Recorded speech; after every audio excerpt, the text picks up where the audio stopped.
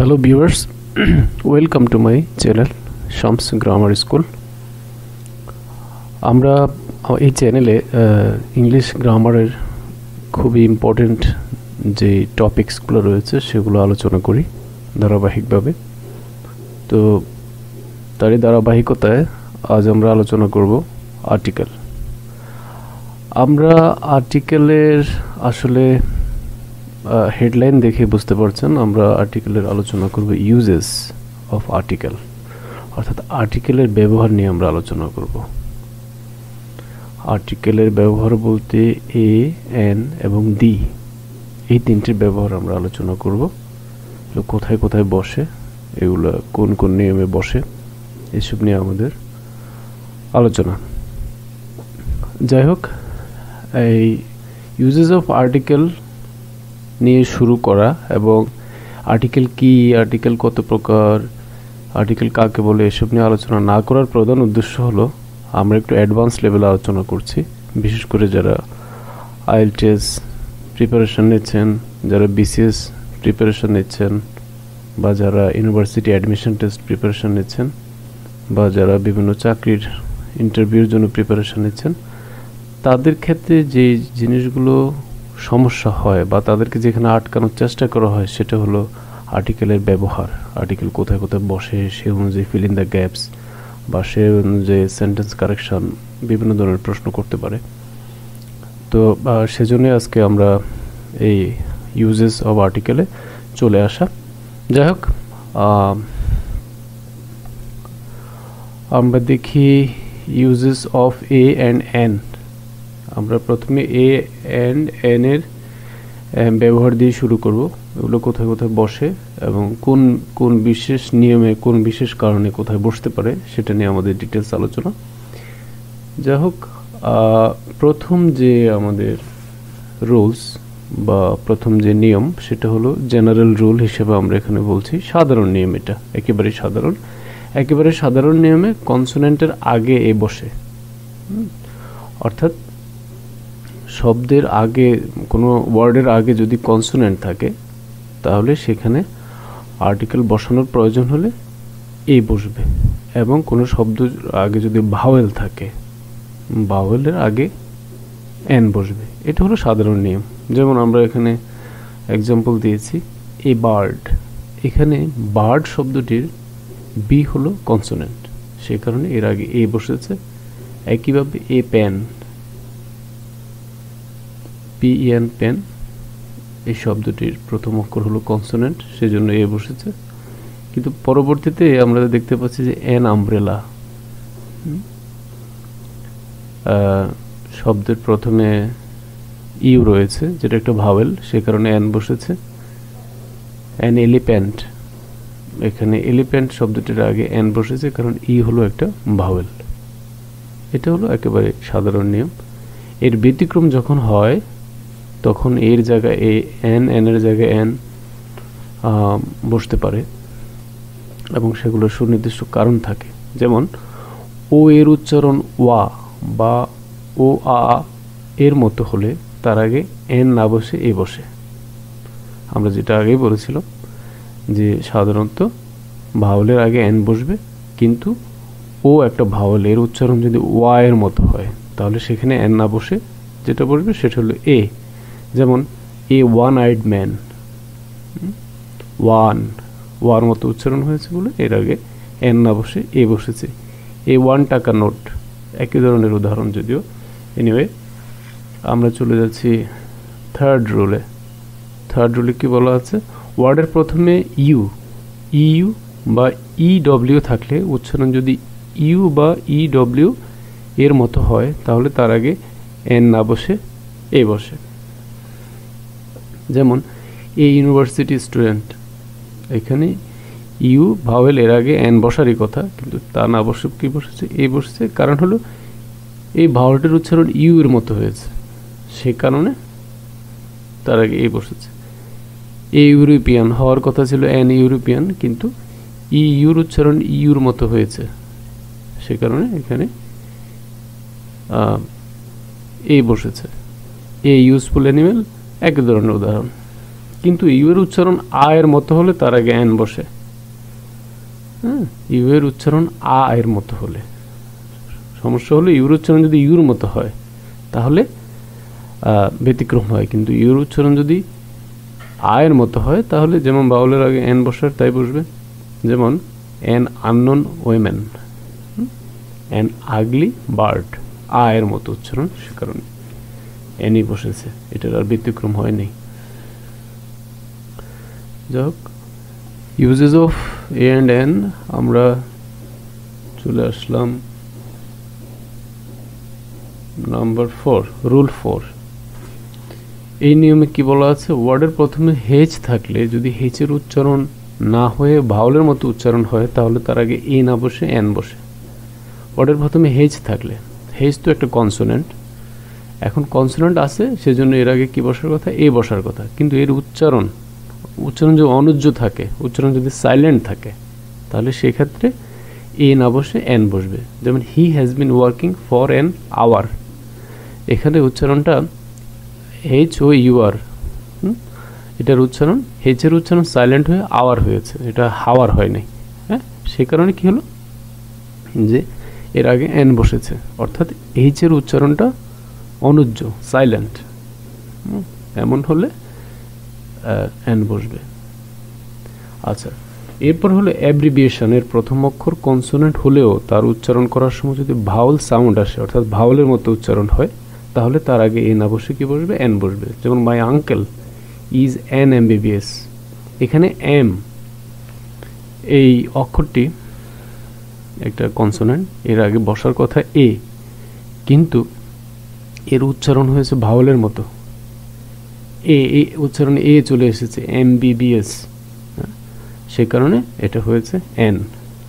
একই ধরনের আমরা উদাহরণ এখানে আরেকটা দিয়েছি, mister Kamal is an MP, MP অর্থাৎ এম উচ্চারণ করতে গিয়ে এ চলে এসেছে, সে কারণে এখানে এন হয়েছে এ না হয়ে। কিন্তু কনসোনেন্টের উচ্চারণ করার সময় যদি ভাওয়াল সাউন্ড না আসে তাহলে তার আগে এই বসবে। যেমন she is A B A, হ্যাঁ, এটা কনসোনেন্ট, বি কনসোনেন্ট এবং এর উচ্চারণ ভাওয়ালের মতো হয় নাই, বির উচ্চারণ বির মতো হয়েছে, সে কারণে অ্যাজ ইউজুয়াল কনসোনেন্টের আগে যে এ বসার কথা এই বসেছে। এখানে আরেকটা উদাহরণ আমরা অবলিক দিয়ে তৈরি করেছি, যে she is a BSc, BSc, এই উদাহরণটা বি এর উচ্চারণ কনসোনেন্টের মতো হয়েছে, বি এর মতো হয়েছে, কোনো ভাওয়াল উচ্চারণ আসে নাই, সে কারণে এটা এ বসেছে।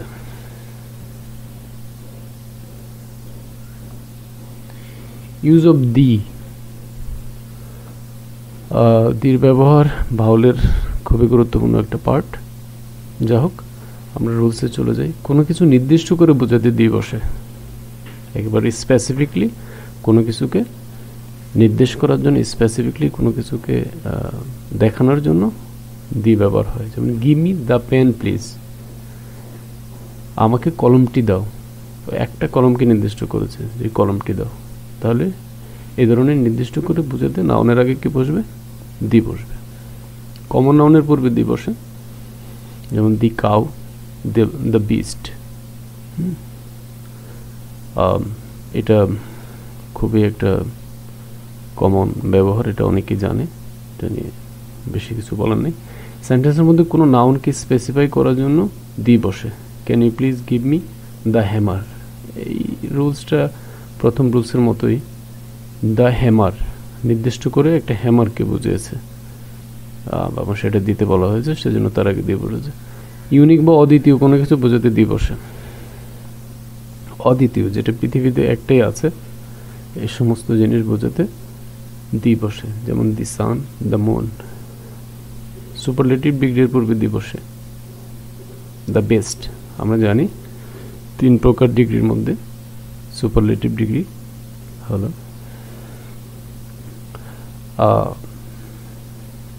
সুপারলেটিভ ডিগ্রি হলে তার আগে দি বসবে, the best. The strongest, strongest রাষ্ট্রগত থেকে স্ট্রং, স্ট্রঙ্গার, স্ট্রংগেস্ট, অর্থাৎ সবচেয়ে যে বড় ডিগ্রিটা তার আগে দি বসবে। তারপর বেশ কিছু বিষয় আছে যেগুলোর পূর্বে দি বসে অ্যাজ ইউজুয়াল। যেমন নদী, পাহাড়, সমুদ্র, জাতি, ধর্ম, গ্রন্থ, সংবাদপত্র, দিকের নামের পূর্বে দি বসে, যেমন the Padma, the Himalayas, the Atlantic, the English. The English এখানে একটা বিষয় বোঝার আছে, দ্য ইংলিশ বলতে এখানে ইংলিশ জাতিকে বোঝানো হয়েছে। যদি ইংলিশ ভাষাকে বোঝানো হতো, সেন্টেন্সের সিকোয়েন্স অনুযায়ী বুঝতে হবে যে এখানে কি ভাষাকে বোঝানো হলো না জাতিকে বোঝানো হলো। যদি ভাষাকে বোঝানো হয়, ইংলিশ ল্যাঙ্গুয়েজকে বোঝানো হয়, তাহলে দি বসবে না। আর যদি দ্য ইংলিশ ইংলিশ জাতিকে বোঝানো হয়, ইংরেজ জাতিকে বোঝানো হয়, তাহলে দি বসবে। দ্য কোরআন, পবিত্র ধর্মগ্রন্থ, এর আগে দি বসেছে। দ্য টেলিগ্রাফ, বিখ্যাত পত্রিকা, সংবাদপত্র, এর নামের পূর্বে দি বসবে। দ্য সাউথ, দিককে বোঝানো হয়েছে, সেজন্য এর আগে দি বসেছে। এখন আমরা দেখি যে আর্টিকেল ব্যবহারের ক্ষেত্রে কনফিউশনগুলো কোথায় হয়। Confusion of article. অ্যাবস্ট্রাক্ট আইডিয়ার পূর্বে আর্টিকেল বসবে না। অ্যাবস্ট্রাক্ট যে আইডিয়াগুলো আছে এগুলোর পূর্বে কি বসবে না? দি বসবে না। অ্যাবস্ট্রাক্ট বলতে তো আমরা বুঝি যে যেগুলো ধরা যায় না, ছোঁয়া যায় না, কিন্তু বোঝা যায় যে এই সমস্ত জিনিসগুলোকে আমরা অ্যাবস্ট্রাক্ট আইডিয়াস বলি। যেমন ক্রিয়েটিভিটি।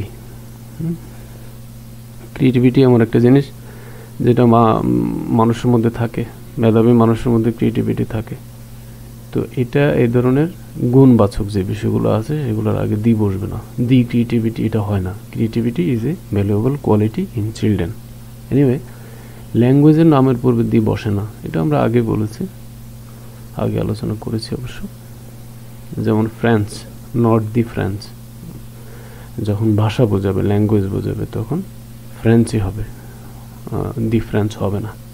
প্রোনাউনের সাথে সাধারণত কোনো প্রকার আর্টিকেল বসে না প্রোনাউনের ক্ষেত্রে। যেমন why are you taking my book, এখানে why are you taking the my book এরকম হবে না কখনোই। অর্থাৎ আমরা তো প্রোনাউনকে ভালো করে জানি, নাউনের পরিবর্তে যেগুলো বসে সেগুলো প্রোনাউন। যেখানে মাই, এটা একটা পজেসিভ প্রোনাউন। এনিওয়ে, প্রোনাউন নিয়ে হয়তো আমরা অন্য কোনো লেকচারে ডিটেলস আলোচনা করব, কিন্তু এখানে এইটুকু জানি যে প্রোনাউনের আগে দি বসে না।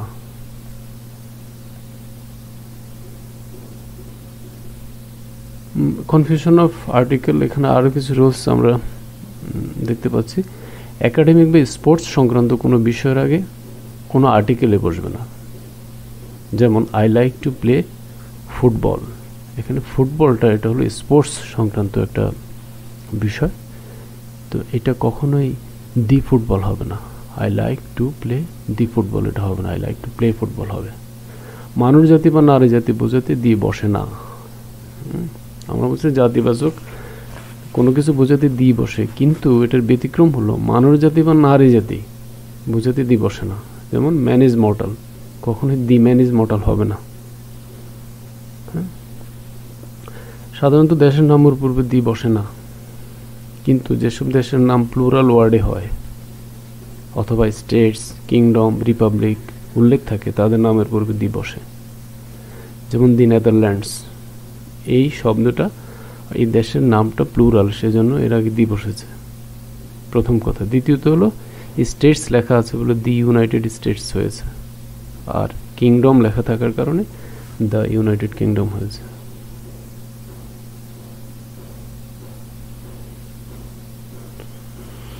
তো আর্টিকেল নিয়ে আমাদের আলোচনা মোটামুটি এখানেই শেষ। আমরা পরবর্তী ভিডিও টিউটোরিয়ালে অন্য কোনো বিষয় নিয়ে হাজির হব। সে পর্যন্ত আমাদের সাথে থাকবেন, আমাদেরকে উৎসাহ দিবেন, চ্যানেলটি সাবস্ক্রাইব করবেন, শেয়ার করতে, লাইক দিতে ভুলবেন না। Thanks for watching.